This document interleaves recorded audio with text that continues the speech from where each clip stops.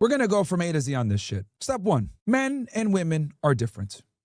Okay? I think I'm speaking to a higher IQ audience here, but we got a lot of new niggas here that sit there and think that men and women are equal and equal partnerships, all this other bullshit. So let me just start right here. Blank slate equality, okay, is not real.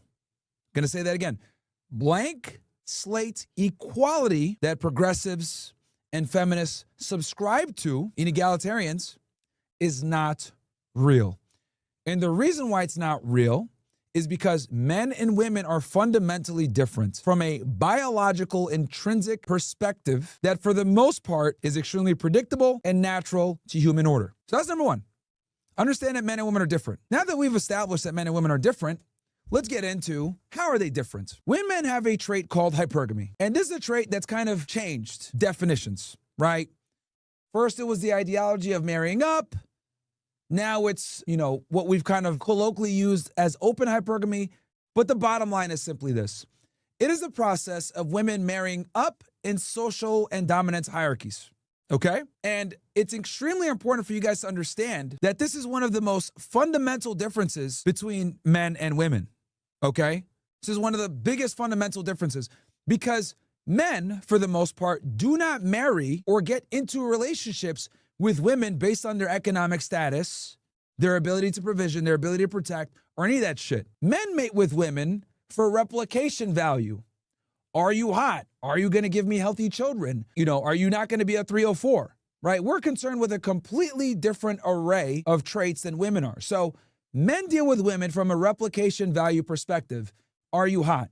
Women deal with men from a security perspective. Can you protect me? Can you provide for me? So men are focused on replication, women are focused on security. The concept of hypergamy, which is women marrying up, women dating up, women smashing up, whatever. For thousands of years, it was controlled.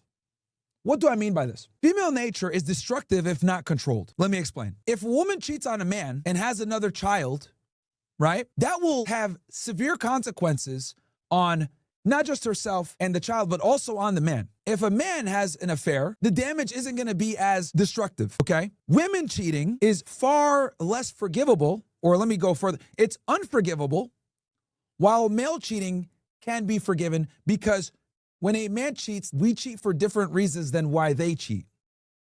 And women have to get to a certain type of mindset. They have to be in a certain emotional state to do it. And for a woman to cheat on you and be in an emotional state to cheat on you, she must disconnect with you, which at that point, you're cooked, right? Now, going back to hypergamy, and it's important that you guys understand this. I want you guys to really grasp this. Ancient people from different parts of the world all came to the same conclusion. And what was that conclusion? Women are emotional creatures that do things based on their emotions. The problem with this is when you make decisions based on emotion, emotions change, but reality doesn't. So you might make a really bad decision based on how you felt at the time that can have very long-standing consequences for you in the future, okay? A lot of women aren't really farsighted with their decision-making, okay? They're just not. It's not really in their capacity, all right? They're not deductive problem solvers. They're typically not as rational as men. This is all biological fact. I'm sorry. If I take 100 men and 100 women, right, the majority of the men are going to be rational to some degree, right?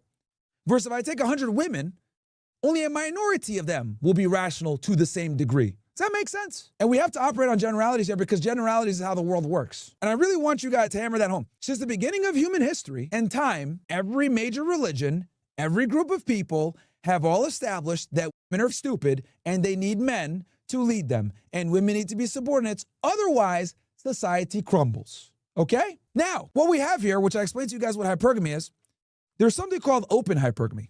And open hypergamy, it's more of a colloquial term, but it is the practice of openly engaging in practices to market yourself to higher status men.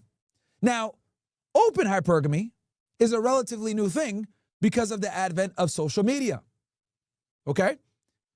Prior to social media, women were contained within their immediate geographic location as to finding a partner, right?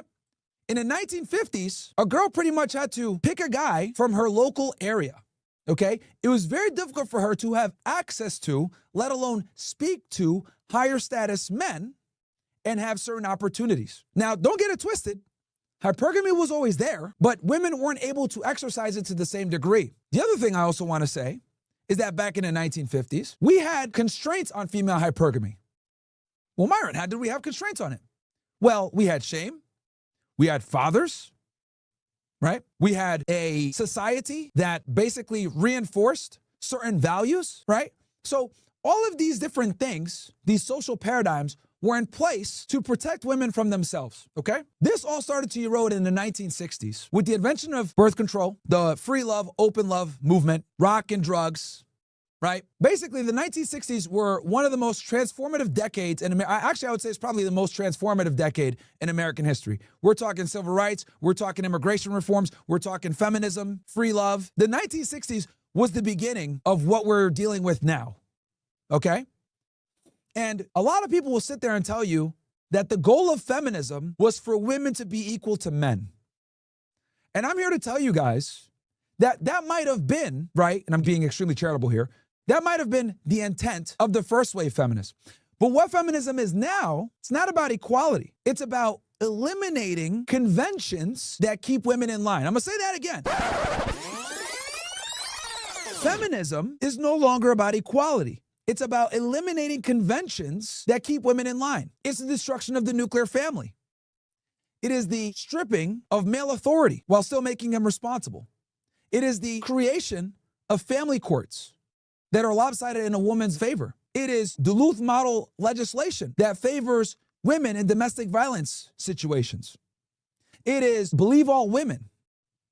It is a criminal justice system that always assumes the man is guilty and the woman is innocent. So we've overcorrected for the benefit of women, and we are now at a point where women have more rights and privileges than men do, okay?